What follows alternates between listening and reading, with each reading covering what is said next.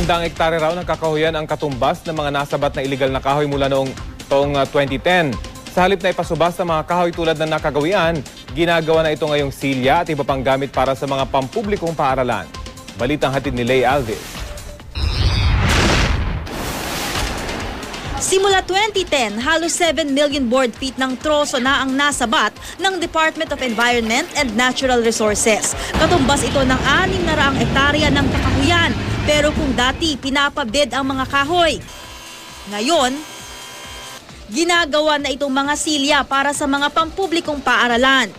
Ang mga kahoy na ito, imbes na pagkakitaan ng mga illegal loggers, ay napapakinabangan na ngayon ng mga mag-aaral na Pilipino. Mahigit 70,000 na armchairs na ang nagawa ng Pinoy Bayanihan Project ng gobyerno. Ibinibigay ng DENR ang mga nakukumpiska nilang troso sa TESDA para gawing silya. Ang pondo para sa production, equipment at training ng mga trabahador ay mula naman sa PAGCOR. Noong mga nakakaraang panahon, pagka may mga nakumpiska, i-offer natin yan for bidding. Kung minsan ang nakakabid pa yung nahulihan or yung ibang illegal logger.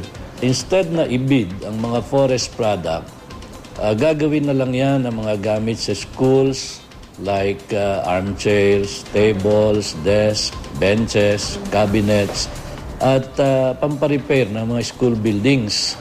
Karaniwang hardwood gaya ng mayapis, lawaan, apitong at tangile ang mga nakukumpiska ng DENR. Ginagamit ang mga ito sa paggawa ng mga furniture. Dahil karamihan sa mga nakukumpiskang kahoy ay nasa Caraga Region, doon itinayo ng TESDA ang planta, partikular sa Agusan del Sur.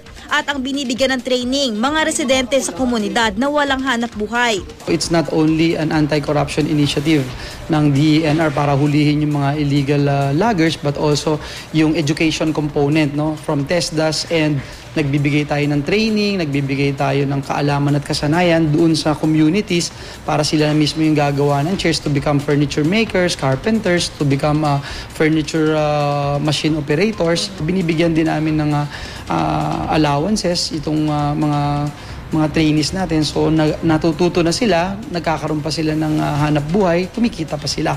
And of course, yung pinakamaganda rito, yung binibigay natin itong armchairs dito sa Department of Education para sa ating mga kabataan na in the first place, sila yung unang ninakawan ng puno, no? Nagsimula na rin ang operasyon ng Pinoy Bayanihan Production Center sa tanggapan ng TESDA sa Taguig. Bukod sa mahigit 70,000 na armchairs, may nagawa na ring mga desk, bench at mga cabinet mula sa mga nakumpiskang kahoy. Halos 400 school building na rin ang nakumpuni gamit ang mga ito. Lay Alves, GMA News.